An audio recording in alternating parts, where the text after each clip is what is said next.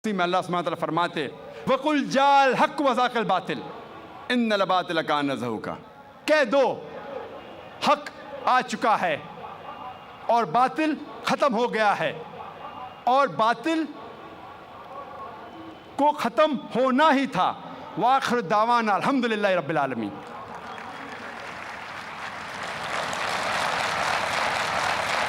जज़ाकल्लाह डॉक्टर ज़ाकिर नायक।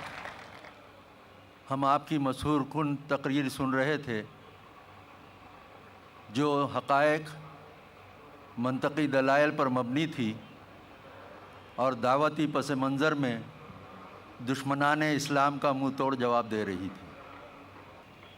अब इस इजलास का दूसरा हिस्सा जो है वो है सवाल और जवाब का। इस सवाल और जवाब के सेशन को दिलचस्प और बाकायदगी से चलाने के लिए हमने कुछ कवायद व ज़वाबित रखे हैं जो मैं आपके सामने रख रहा हूँ। सबसे पहले ये ज़रूरी है कि आपका सवाल आज के मौजू से मुंसलिक हो। मेरी वॉलंटियर्स हज़रात से गुजारिश है कि सवालात करने वाले हज़रात में हमारे गैर मुस्लिम भाइयों और बहनों को पहले तरजीह दी जाए। साथ ही जो सवाल करे वो अपना नाम और अपना प्रोफेशन बतलाए। सवाल बराह रास्त करे, किसी तमहीदी मौजू के साथ लंबी तकरीर करते हुए सवाल न करें। वक्त कम है, इख्तिसार से काम लें। हर सवाल के जवाब मिलने पर दोबारा उस पर सवाल करने की कोशिश न करें। अगर आप दोबारा सवाल करना चाहते हैं तो आपको दोबारा सवाल करने के लिए कतार में जाना होगा। सवाल और जवाब के सेशन को हम इस तरतीब से शुरू कर रहे हैं कि यहाँ मेरे बाएं हाथ पर एक माइक है जिस पर आप आकर सवाल कर सकते हैं। एक बीच में है माइक जहाँ से एक सवाल हमारे भाई कर सकते हैं और एक माइक ख़वातीन के शोबे में रखा गया है जहाँ से बहनें सवाल कर सकती हैं। जो हज़रात सवालात करना चाहते हैं वो माइक पर आकर कतार में खड़े रह सकते हैं और कतार लगाने के बाद सवाल कर सकते हैं। दूसरी बात, डॉक्टर साहब का ये ख़याल है कि गो ये सवाल और जवाब का सेशन मौजू से मुतल्लिक़ होगा, मगर ये रियायत गैर मुस्लिम भाइयों और बहनों के लिए हैं कि वो इस मौजू से हटकर भी सवाल कर सकते हैं। अब हम शुरू करते हैं सवाल और जवाब का सेशन। पहला सवाल यहाँ से होगा, मेरे बाएं तरफ जो माइक है उस पर, फिर बीच से और फिर ख़वातीन के शोबे से, और इसी तरतीब से सवाल और जवाब का सेशन चलेगा इंशाअल्लाह।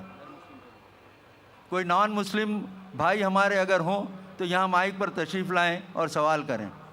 अस्सलाम वालेकुम ज़ाकिर भाई।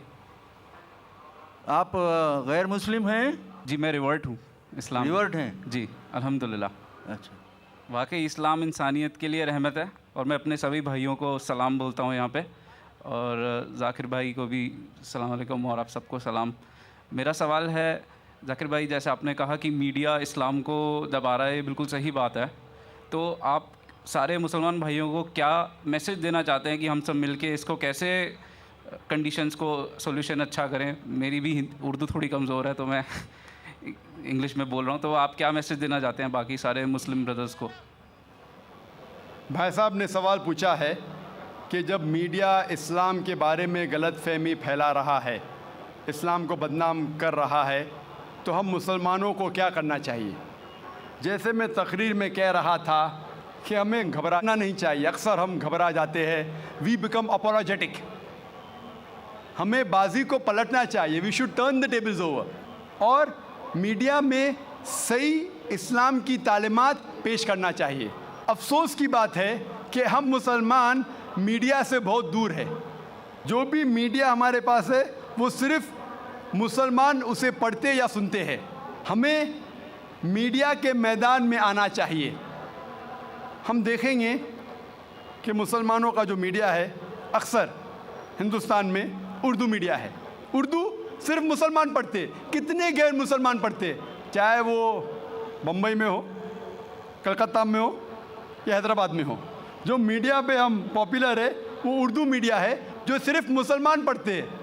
अक्सर चंद स्मॉल परसेंटेज गैर मुसलमान पढ़ते हैं।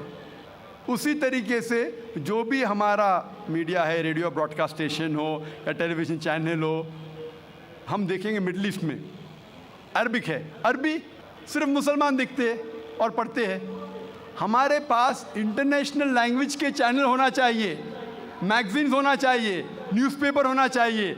आज इंटरनेशनल लैंग्वेज है अंग्रेज़ी। कितने अंग्रेज़ी इंटरनेशनल न्यूज़पेपर्स हमारे पास है? एक भी नहीं।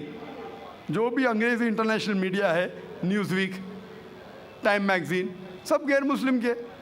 हमारे पास एक भी है? कितने रेडियो स्टेशंस है? BBC, CNN, international satellite channels, BBC, CNN, Muslims के कितने? हमें इस मीडिया के ज़रिए इस्लाम को फैलाना चाहिए और लोगों की गलतफहमी को दूर करना चाहिए। एक तरीका है तकरीर देके, दूसरा तरीका है newspapers, magazines, radio broadcast stations, television satellite channel. हमारे पास एक भी अंग्रेज़ी इंटरनेशनल सैटेलाइट चैनल नहीं है। हम बहुत छोटे, ये मेरी सोच थी 10 साल पहले। हमारे पास जो फैसिलिटीज़ थी वो बहुत कम थी, लेकिन जो भी अल्लाह ताला ने आपको दिया है उसके साथ बिस्मिल्लाह करो, शुरू करो, अल्लाह सुब्हानहू व तआला आपके रास्ते खोलेगा। 8-9 साल पहले हमने प्रोग्राम्स बनाना शुरू किए अंग्रेज़ी और उर्दू में, इंटरनेशनल सैटेलाइट चैनल के लिए। उर्दू में कम तादाद में, अक्सर अंग्रेज़ी में, और इसको फ्री बांटा मुख्तलिफ चैनलों में, मुस्लिम और गैर मुस्लिम चैनलों में भी फ्री। वेरियस सैटेलाइट चैनल्स हर रोज़ हिंदुस्तान में आज ETC पे, ETV पे हर रोज़ आधा घंटा हमारे प्रोग्राम आ रहे हैं, तकरीबन 3, 4, 5, 6 साल से फ्री में। इस तरीके से हमने शुरुआत की। चंद महीने पहले जनवरी में हमने एक चैनल लॉन्च किया, इसका नाम है पीस TV। ये खुसूसन अंग्रेज़ी चैनल है, चंद घंटे उर्दू में भी इसके प्रोग्राम्स आते हैं। ये सैटेलाइट चैनल पीस TV अल्हम्दुलिल्लाह आज की तारीख में सारे ममालिक एशिया में आ रहा है, यूरोप में, ऑस्ट्रेलिया में, अफ्रीका में और मिडल ईस्ट में। चंद महीनों में इंशाअल्लाह अमेरिका भी कवर कर लेंगे और इंशाअल्लाह 1 साल के अंदर सारी दुनिया में इंशाअल्लाह आपको दिखेगा ये channel peace TV। Free to air channel है, अक्सर अंग्रेज़ी में है, क्योंकि जब मेरे प्रोग्राम बाकी चैनलों पे आते हैं कई नॉन मुस्लिम देखते हैं अल्हम्दुलिल्लाह, और इससे फ़ायदा उठाते हैं। और ये प्रोग्राम देखने के बाद कई उनके गलत फहमियाँ इस्लाम के बारे में दूर होती है। तो ऐसे और कई चैनल होना चाहिए, कई प्रोग्राम होना चाहिए। लेकिन जब भी हम कोई चीज़ करते हैं हमें एक स्टैंडर्ड की करना चाहिए। We Muslim should believe in quality. अक्सर हम जब इस्लाम का काम करते हैं तो उसे क्वालिटी से नहीं करते। हमें जो भी चीज़ करना चाहिए भले छोटा कीजिए लेकिन क्वालिटी से कीजिए, इंटरनेशनल स्टैंडर्ड से कीजिए। और इंशाअल्लाह हम देखेंगे आज की तारीख में जो इस्लाम फैल रहा है वो हमारे वजह से नहीं, वो अल्लाह ताला है। अल्लाह ताला की वजह से अल्हम्दुलिल्लाह दीन फैल रहा है। हम मुसलमान हमारा काम, दावती काम सही तरीके से नहीं कर रहे, हमें खुश होने की ज़रूरत नहीं। अल्लाह ताला फरमाता है कि हर मुसलमान का फ़र्ज़ है कि वो दावत दे गैर मुसलमानों को और गलतफहमी दूर करे। ये ज़रिया है निजात का, और मीडिया ऐसा ज़रिया है जिससे हम लाखों करोड़ों लोगों तक पहुंच सकते हैं। Hope that answers the question. दूसरा सवाल सामने के माइक से किया जाए। हमारे रज़ाकारों से गुजारिश करूंगा कि वो कोशिश करें कि जो सवाल करने वाले भाई आए वो पहले नॉन मुस्लिम हो। मेरा नाम राजकुमार है जी। मैं एक छोटा सा व्यापार करता हूँ।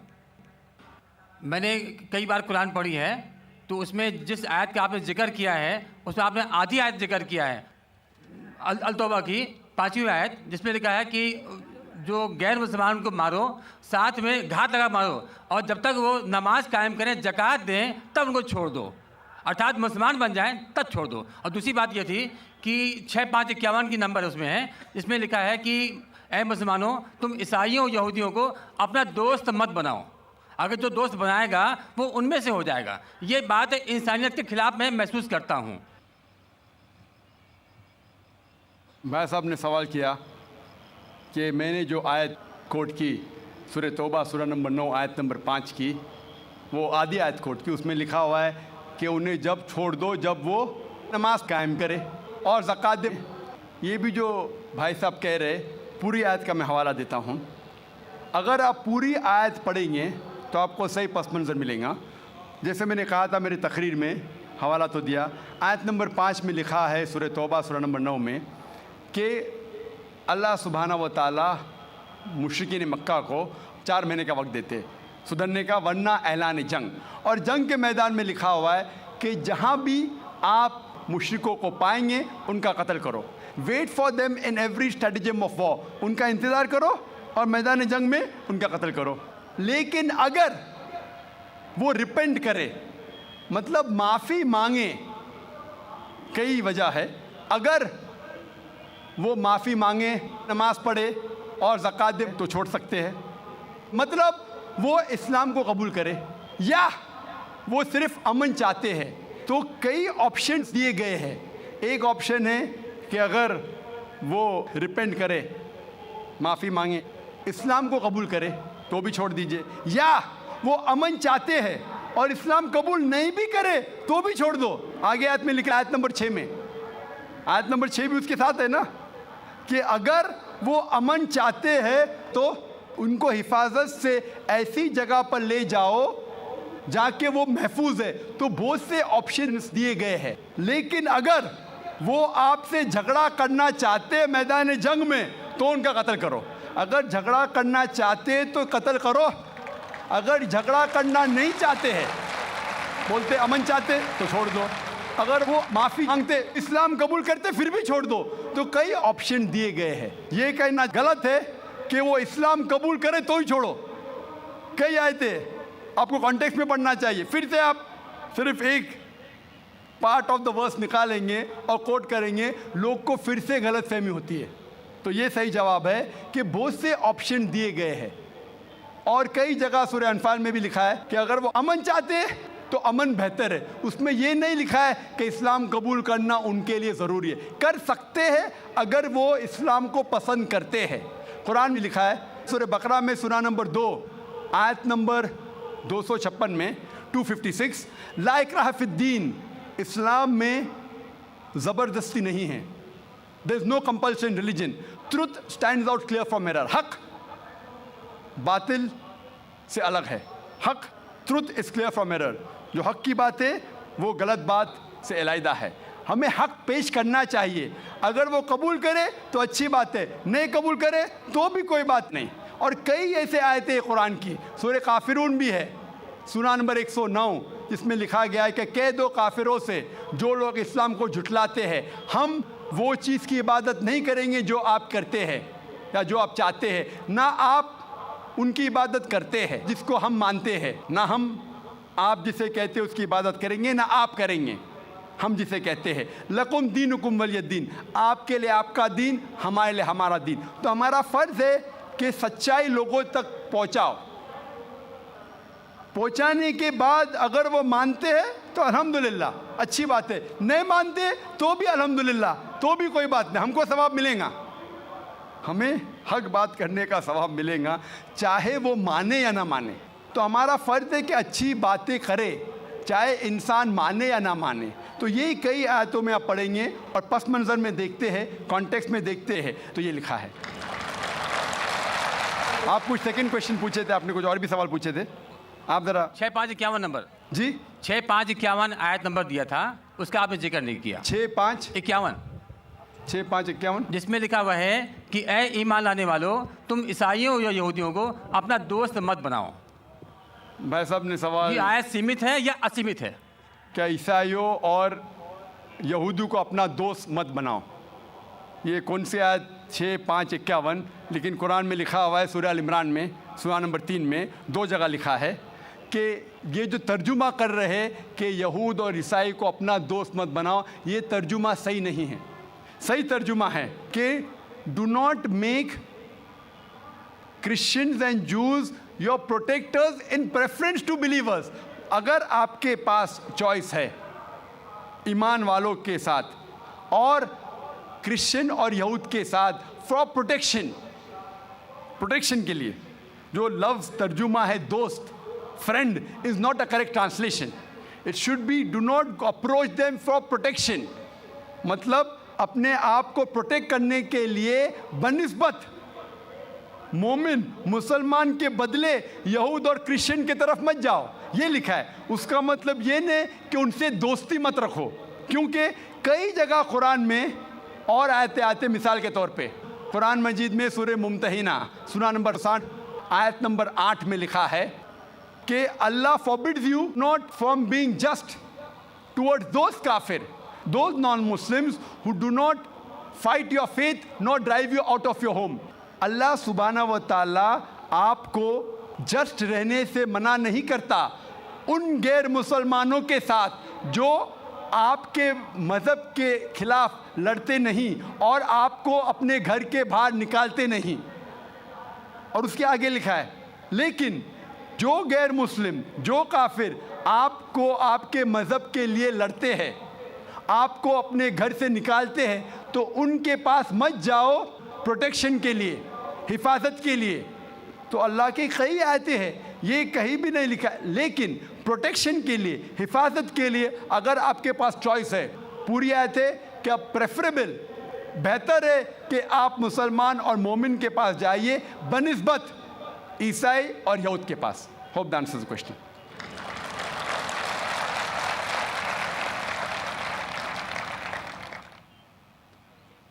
अब हम ख़वातीन के शोबे की तरफ चलते हैं और वहाँ से कोई हमारी नॉन मुस्लिम बहन अगर सवाल करना चाहें तो कर सकती हैं. There's no non-Muslim as of now. हम फिर एक नॉन मुस्लिम भाई की तरफ चलते हैं जो सवाल करना चाहते हैं. मेरा नाम संजय है और प्रोफेशन से मैं इंजीनियर हूँ. मेरा सवाल एक है, ये अपना हिंदुस्तान में जो है, पहले हिंदुज़म आया, बाद में बुद्धिज़्म आया, बाद में जैनिज़्म आया और लास्ट में जाके सिखिज़्म आया. ये सब में कभी भी ऐसा झगड़ा लफड़ा बिपड़ा कुछ भी नहीं हुआ. इधर से जितना भी आया, जैसे जूइश है, बाद में क्रिश्चियंस है, बाद में इस्लाम है, ये तीनों में 1400 साल होने के बाद भी अभी तक क्यों लड़ाई झगड़े हैं? पहला सवाल ये है. दूसरा सवाल, आप जो टेररिस्ट का को जो भी कुछ डेफिनेशन दिए वो तो ठीक है, जान दे दो, मगर टेररिस्ट लोग इस्लाम को बदनाम करते. कुछ भी हो, आप उसके अगेंस्ट ये जो काम कर रहे हैं ये बहुत अच्छा है. दूसरी बात, ये अभी जो इराक में वो अच्छा काम नहीं किए, कोई भी हो, मुसलमान हो, हिंदू हो, रिलीजियस प्लेसेस को ऐसा नहीं करना चाहिए. जरा बराबर से सवाल. भाई साहब ने 2 सवाल पूछा है. पहला सवाल पूछा है कि हिंदुस्तान में पहले हिंदू धर्म आया, हिंदुज़म आया, फिर बुद्धिज़्म आया, फिर जैनिज़्म आया, फिर सिखिज़्म आया, लफड़ा झगड़ा नहीं हुआ. लेकिन ये जुडाइज़म, क्रिश्चियनिटी, इस्लाम में हमेशा झगड़ा है. क्यों? आप शायद अपने मज़हब के बारे में नहीं जानते. आपने महाभारत पढ़ी? महाभारत पढ़ी आपने? पूरी महाभारत में झगड़ा ही झगड़ा है.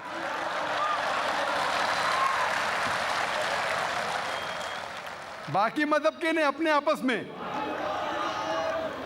अगर आप पढ़ते महाभारत, जो एक स्मृति है जो मैं पढ़ चुका हूँ, उसके अंदर कज़न्स, रिश्तेदारों के बीच पांडव 5 और कौरव 100 झगड़ा होता है. महाभारत में झगड़े के बारे में जितने वर्सेस है, कुरान मजीद से कई गुना ज़्यादा. अगर गिनेंगे हम, कुरान मजीद गिनेंगे कितने वर्सेस है, महाभारत में कई ज़्यादा है. और जब आप भगवत गीता पढ़ते हैं, भगवत गीता महाभारत का एक हिस्सा है. 18 चैप्टर्स है. भीष्म पर्व के चैप्टर नंबर 25 to 42 को कहते हैं भगवत गीता. और भगवत गीता सबसे ज़्यादा पढ़ी जाने वाली किताब है हिंदू मज़हब में. और यहाँ ये भगवत गीता श्री कृष्ण राय दे रहे, सलाह दे रहे, सजेशन दे रहे, एडवाइस दे रहे अर्जुन को. जब आप पढ़ते Bhagavad Gita chapter number 1, verse number 45-46, Arjun जंग के मैदान में अपने हथियार को ज़मीन पे रखता है और कहता है श्री कृष्ण से, मैं जंग के मैदान में निहत्था मरना पसंद करूंगा बनिस्बत अपने रिश्तेदारों से लड़ूं। ये कहता है, आपने पढ़ी होंगी। उसके फौरन बाद चैप्टर नंबर 2 वर्स नंबर 2 और 3 में श्री कृष्ण कहते हैं अर्जुन से, अर्जुन तुम इतने बुज़दिल कब से बन गए, तुम नपुंसक कब से बन गए? How have these impurities come in your heart? How have you become impotent? वो कहते हैं कि क्षत्रिय का धर्म है लड़ना।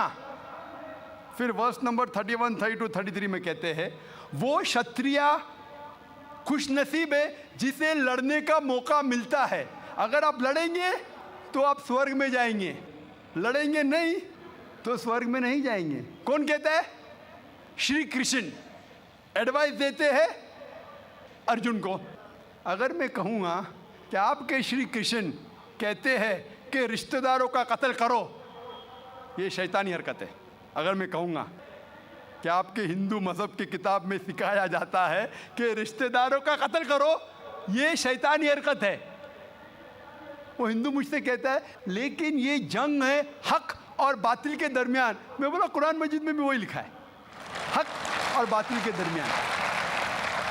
मैं जानता हूँ हिंदू मज़हब में ये नहीं लिखा है कि रिश्तेदार कत्ल करो, लेकिन हक के लिए लड़ना भी पड़े, नो प्रॉब्लम। चाहे वो आपके रिश्तेदार हो, चाहे वो आपके वालिदैन हो, नो प्रॉब्लम। तो ये श्री कृष्ण कहते अर्जुन से। और जो क्रिटिक्स ऑफ इस्लाम उछालते मोहम्मद सल्लल्लाहु अलैहि वसल्लम की हदीस को, सही बुखारी की जिल्द नंबर 4 हदीस नंबर 46 किताब जिहाद में अल्लाह के रसूल कहते कि जो भी मुजाहिद जिहाद के लिए जाता है, अगर उसका कत्ल होता है तो वो जन्नत पे जाता है, अगर वो जिंदा वापस लौटता है तो उसे इस दुनिया का माल मिलता है। अक्सर क्रिटिक्स इंक्लूडिंग अरुण शूरी इस हदीस को उछालकर कहते कैसा मज़हब है, लड़ने को कहता है, मर जाते लड़ाई में तो जन्नत मिलती है, वरना इस दुनिया की दौलत। अगर आप भगवत गीता पढ़ेंगे चैप्टर नंबर 2 वर्स नंबर 37, उसमें श्री कृष्ण कहते हैं अर्जुन से, अर्जुन उठो और लड़ो। अगर आप मर जाएंगे, कत्ल हो जाएगा, आप जाएंगे स्वर्ग में। अगर जिंदा वापस लौटेंगे तो दुनिया की दौलत मिलेंगी। हू बहू जो सही बुखारी में मोहम्मद सल्लल्लाहु अलैहि वसल्लम ने कहा, वही कहते श्री कृष्ण अर्जुन से। मुझे लगता है कि अरुण शूरी ने भगवत गीता पढ़ी नहीं।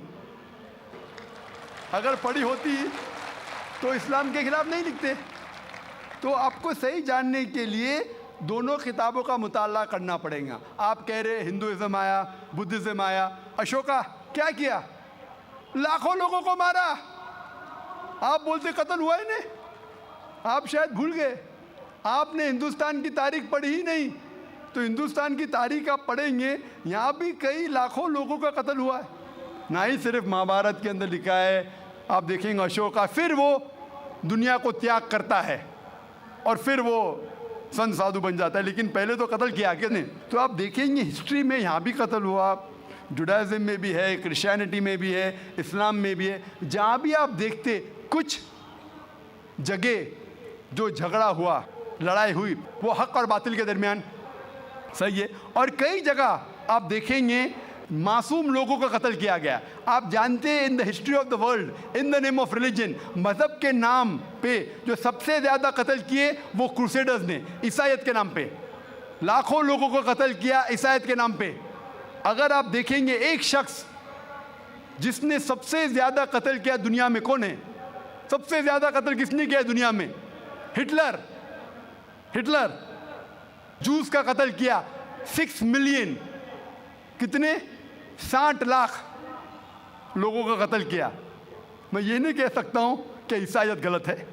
अगर हिटलर ने 60 लाख यहूदी का कत्ल किया, मैं ये नहीं कह सकता हूँ कि ईसाईयत और बाइबल ये सिखलाती है। मैं बाइबल पढ़ा हूँ, क्योंकि हिटलर ने 60 लाख यहूद का कत्ल किया, हम ईसाईयत को दोष नहीं दे सकते। लेकिन मैं जानता हूँ कि ईसाईयत के नाम पे जो होली वॉर कहा जाता है, क्रूसेडर्स ने हज़ारों लोग को अपने सिर्फ मज़हब को कन्वर्ट करने के लिए लाखों लोग का कत्ल किया। तो आप देखेंगे कई तारीख है, हिंदुस्तान में है, हिंदुस्तान के बाहर भी है, हिंदुइज़्म में भी है, बुद्धिज़्म में भी है, आप देखेंगे क्रिश्चियनिटी में भी है, इस्लाम में भी है। लेकिन जब टकराव होता है हक़ और बातिल का, तो हक़ के लिए बातिल के ख़िलाफ़ हमें लड़ना ज़रूरी है। तो ये आपकी गलतफहमी है। आपका दूसरा सवाल, क्या टेररिस्ट लोग ने, कुछ टेररिस्ट लोग ने इस्लाम को बदनाम किया है, और आपने कहा कि हम अच्छा काम कर रहे हैं, हक़ को फैला रहे, अमन को फैला रहे। आप कहते हैं, कुछ हद तक सही कहते, जैसे मैंने कहा कि जो मीडिया जिसे टेररिस्ट कहती है, वो टेररिस्ट कौन से टेररिस्ट है वो हमें जानना ज़रूरी है। कौन से टाइप के टेररिस्ट है, कि वो जो लोग जो गलत काम कर रहे हैं उनके दिल में दहशत पैदा करे तो सही किस्म के टेररिस्ट है। जैसे भगत सिंह टेररिस्ट था लेकिन अच्छा था, उस तरीके से अगर कोई मुसलमान गलत लोगों के साथ लड़ रहे हैं हक़ के लिए तो सही है। लेकिन मैं ये भी जानता हूँ कि there are black sheep in a community, कुछ मुसलमान सिर्फ नाम के लिए, और अक्सर लोग समझते, ना ही गैर मुस्लिम, मुसलमान भी समझते हैं, वो जिहाद क्या समझते हैं, अगर कोई भी मुस्लिम किसी वजह से लड़ रहा है, चाहे वो ज़ाती फ़ायदे के लिए हो, चाहे वो नाम के लिए हो, चाहे पैसा के लिए हो, चाहे ज़मीन के लिए, उसे कहते हैं जिहाद। ये गलत फहमी है। जिहाद के माने ये नहीं कि कोई भी मुसलमान कोई भी जो जंग करता है, चाहे ज़ाती फ़ायदे के लिए हो, चाहे नाम के लिए हो, पैसे के लिए हो, ज़मीन के लिए हो, उसे जिहाद नहीं कहते। जिहाद आता है लफ्ज़ जहादा से, means to strive, to struggle. जिहाद इस्लामिक टर्मिनोलॉजी में to fight against one's own evil inclination, हमारी खुद की गलत नफ्स से झगड़ना, जिहाद करना, उसे कहते हैं सही जिहाद। माशरे को सुधारना को कहा गया है जिहाद। जंग के मैदान में सेल्फ डिफेंस में लड़ना, उसे कहा गया जिहाद। तो मीडिया इसे गलत फैला रही है। अगर आप जानना चाहते हैं कि सही में टेररिस्ट कौन है, जो सही तौर पे मासूम लोग के दिल में दहशत पैदा कर रहा है, नंबर 1 टेररिस्ट आज की तारीख में, पुरानी बात छोड़ दीजिए, आज के तारीख में मासूम लोगों के दिल में दहशत पैदा कर रहा है, मेरे हिसाब से नंबर 1 टेररिस्ट है जॉर्ज बुश। आप जानते हैं कि सबसे ताकतवर मुल्क यूएसए, सबसे कमज़ोर मुल्क अफगानिस्तान पे बम फेंक रहा है। ये क्या मर्दानगी है क्या? इसे मर्दानगी कहते हैं। बम फेंक रहा है ऊपर से, और हम देखते हैं किसके लिए इल्ज़ाम लगाते बिन लादेन पे। मैं बिन लादेन का दोस्त नहीं हूँ, मैं ये नहीं कहता हूँ बिन लादेन अच्छा है क्या बुरा है। ओसामा बिन लादेन को मैं मिला नहीं हूँ, मैं जानता भी नहीं हूँ, तो ये मैं नहीं कहता हूँ कि ओसामा बिन लादेन टेररिस्ट है क्या नहीं। लेकिन अगर मान भी लो, जितने प्रूफ है सब गलत है। अफगानिस्तान बोलती है यूएसए से, आप हमको प्रूफ दो, वो प्रूफ देते मुशर्रफ को, टोनी ब्लेयर को। प्रूफ मांग रहे अफगान लोग, दे रहे मुशर्रफ को, टोनी ब्लेयर को। ये किधर का इंसाफ है? क्योंकि उनके पास प्रूफ है ही नहीं। अगर मान भी लो बहस के तौर पे, फॉर सेक ऑफ आर्ग्यूमेंट, अगर एक शख्स ने ऐसा गलत काम किया, आप एक शख्स के लिए क्या सारे देश के ऊपर बम डाल सकते? 1000 लोग का कत्ल कर रहे, क्या हक है उनको? फिर जाते इराक के पास 1000 लोग को मारते। मैं ये नहीं कहता सद्दाम हुसैन अच्छा इंसान है, मैं ये नहीं कहता हूँ, मैं जानता हूँ काफ़ी गलतियाँ की, लेकिन जो इराकी लोग सद्दाम हुसैन के टाइम पे जो उनको तकलीफ हो रही थी, अभी उससे कई ज़्यादा हो रही है, कई ज़्यादा। कौन कर रहा है? George Bush. ये तो मैंने 5 साल पहले कहा था ऑस्ट्रेलिया में, जब मुझे अमेरिकन कॉन्सुलेट ने पूछा था सवाल कि do you consider Osama bin Laden terrorist, तो मैंने उस वक्त कहा था, चंद महीने बाद, 2-3 महीने बाद, 11 सितंबर के बाद, I consider number 1 terrorist to be George Bush, और हेडलाइंस में आया था। आज तो कई लोग कहते हैं कि जॉर्ज बुश टेररिस्ट नंबर 1 है। अमेरिका में भी जब एक सर्वे हुआ था, एक प्राइवेट ऑर्गेनाइजेशन ने सर्वे की थी यूएसए में, जानने के लिए 3 नाम दिए उनने, कौन सबसे बड़ा टेररिस्ट है, Osama bin Laden, Saddam Hussein या जॉर्ज बुश। नंबर 1 हमेशा जॉर्ज बुश है। गैर मुस्लिम भी कहते हैं सबसे नंबर 1 टेररिस्ट है जॉर्ज बुश। सबसे लोएस्ट परसेंटेज उसको मिला 73%, और कुछ लोग ने 78% लोग ने कहा कि टेररिस्ट नंबर 1 जॉर्ज बुश। अभी उन्हें पता लग रहा है 5 साल बाद, 6 साल बाद, मैं तो पहले कहा था। तो आप मुझसे पूछेंगे कि ये मीडिया ऐसे लोग को लेके उछाल रही है और मीडिया बदनाम कर रही, जो हालात हो रही है, कोई भी मजहबी, चाहे टेम्पल हो, चाहे चर्च हो, चाहे मस्जिद हो, कुरान में लिखा है उसको डिस्ट्रॉय नहीं करना चाहिए। कोई भी, कुरान की आयत है, do not destroy temples, churches, places of worship, गलत है। तो कुरान में भी लिखा है। तो कोई भी शख्स ये करता है, टेम्पल या मस्जिद या मोनेस्ट्रीज या सिनेगॉग्स को तोड़ता है, तो ये इंसानियत के खिलाफ है और कुरान मजीद के खिलाफ भी है। Hope that answers the question.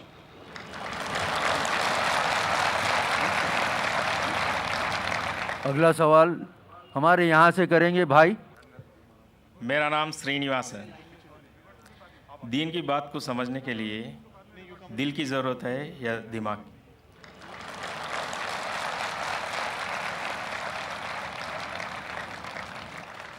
भाई साहब ने अच्छा सवाल पूछा है कि दीन को समझने के लिए दिल की ज़रूरत है क्या दिमाग की?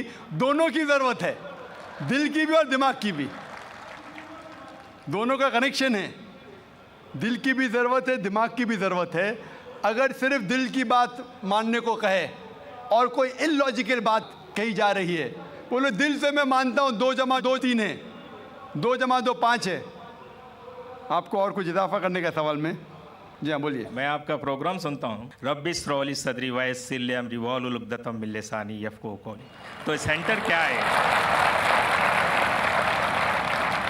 भाई साहब गैर मुस्लिम है और मेरे प्रोग्राम भी देखते हैं और पूछ रहे हैं कि जब मैं हर तकरीर को शुरू करता हूँ तो अल्लाह ताला से दुआ मांगता हूँ, रब्बि इश्रह ली सदरी वयस्सिर अमरी वाहलुल उक़दतम मिन लिसानी यफ़क़हू क़ौली, जिसके मानी है रब्बि इश्रह ली सदरी, या अल्लाह सुब्हानहू व तआला, या मेरे रब, मेरे सदर, मेरे सेंटर को बुलंद करो। रब्बि इश्रह ली सदरी वयस्सिर ली अमरी, और मेरे काम को आसान करो। और जो बैरियर है, रब्बि इश्रह ली सदरी वयस्सिर ली अमरी वाहलुल उक़दतम मिन लिसानी यफ़क़हू क़ौली, और जो बैरियर है, जो बीच में रुकावट है मेरे और ऑडियंस के बीच में, उसको ख़त्म करो ताकि लोग मुझे समझ सके। ये जो सदर का लफ्ज़ है, इसके अंदर सदर का लफ्ज़ होता है, एक मानी है सीना, ब्रेस्ट, एक्सपैंड बाय ब्रेस्ट। सदर के मानी सेंटर भी है। तो आपने जो सवाल पूछा था कि काम दिल से लेना चाहिए या दिमाग से, तो ये 2 मानी है। सदर में है दिल, चेस्ट के अंदर दिल, और ये सेंटर में है दिमाग। तो मैं अल्लाह ताला को दोनों को बुलंद करने के लिए कह रहा हूँ, मेरे दिल को भी और मेरे दिमाग को भी, even my centre, my intelligence as well as my heart. और कई जगह आप देखते हैं जब लैंग्वेज डेवलप होती है, अल्लाह ताला फरमाते हैं कुरान मजीद में, सूरह बकरा में सूरह नंबर 2 आयत नंबर 7 और 8 में, ख़तमल्लाह क़ुलूबिहिम, कि अल्लाह सुब्हानहू व तआला ने कल्ब, हार्ट पे मोहर लगाई है। कल्ब, he's put a seal on the heart. तो लोग पूछते हैं कि कोई दिल से सोचता है? सोचना तो दिमाग से। तो कल्ब की 2 मानी हैं, एक मानी है दिल, एक मानी है इंटेलिजेंस, सेंटर, इंटेलिजेंस। और जब भी ज़बान हम देखते तरक्की करती है तो कई अल्फाज इस्तेमाल में आते हैं। मिसाल के तौर पे अंग्रेज़ी ज़बान में हम कहते हैं लूनेटिक। लूनेटिक मीन्स पागल इंसान को कहते हैं, लेकिन सही मानी लूनेटिक क्या है? Struck by a moon. जो चांद के ज़रिए जो स्ट्रक होता है, चांद ने उसके ऊपर असर किया होता है, उसे कहते हैं लूनेटिक। बट अंग्रेज़ी में लूनेटिक कहते हैं पागल इंसान को। मैं डॉक्टर हूँ, लूनेटिक मतलब पागल इंसान, लेकिन सही मानिए तर्जुमा है स्ट्रक बाय मून। हम जानते हैं चांद को पागलपन से कोई लेना देना नहीं है। हम लफ्ज़ इस्तेमाल करते हैं डिज़ास्टर। डिज़ास्टर मतलब कोई खौफनाक चीज़, कोई चीज़ गलत काम जो होता है, डिज़ास्टर लाइक फ्लड हो जाता है, सुनामी, अर्थक्वेक। लेकिन डिज़ास्टर की सही मानिए ईविल स्टार, ईविल सितारा। हम जानते हैं सितारों का कोई लेना देना नहीं है अर्थक्वेक से या बाढ़ से, लेकिन फिर भी this is development of a language. हम कहते हैं सनराइज। सनराइज मतलब सूरज उगता है, निकलता है। हम साइंस में जानते हैं सूरज ना राइज होता है ना सेट होता है, फिर भी हम सनराइज और सनसेट कहते हैं। ये डेवलपमेंट ऑफ द लैंग्वेज। हम जानते हैं सूरज वहाँ है, ये हमारी जो धरती है, ज़मीन है, वो सूरज के गोल घूम रही है। सूरज धरती के गोल नहीं घूमता, फिर भी हम कहते हैं सनराइज सनसेट। हम कहते हैं कि मैंने दिल से याद किया, याददाश्त है दिमाग में, दिल में नहीं।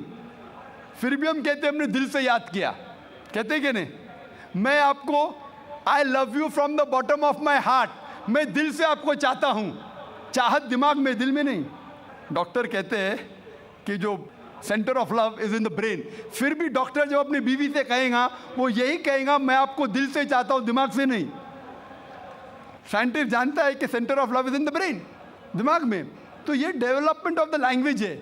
आपका जो बेसिक सवाल था कि दीन को दिमाग से समझना चाहिए या दिल से, मैंने कहा दोनों से। अगर आप दिल कहते हैं मैं अंदरूनी चाहत, वो इम्पॉर्टेंट है, लेकिन दिमाग को बंद नहीं कर सकते। आप अंधविश्वास नहीं कर सकते। आपने कहा कि मेरा मज़हब कहता है 2 + 2 3, हाँ मैं दिल से मानता हूँ, मान लिया। दिमाग कहता है नहीं, गलत है। तो दिल से भी काम लेना चाहिए, दिमाग से भी काम लेना चाहिए। इसीलिए कुरान मजीद में कई जगह लिखा है कि ये एक पैगाम है समझदार लोगों के लिए जो दिमाग से सोचते हैं, और साथ साथ दिल वालों के लिए भी है, दोनों के लिए। तो दोनों साथ साथ होना चाहिए। इस्लाम, इसीलिए मैंने कहा, ऐसा मज़हब है जो दोनों ज़रूरियात पूरी करता है, बॉडी की, जिस्म की भी और रूहानी भी, स्पिरिचुअल भी।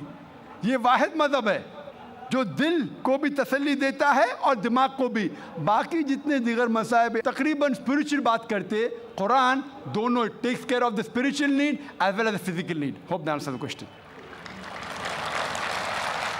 बहनों के शोबे में अगर कोई नॉन मुस्लिम बहन हो तो बताएं। Assalamu alaikum. I'm Divya Sharma. My question is from Surah 2 Baqarah and verse 223.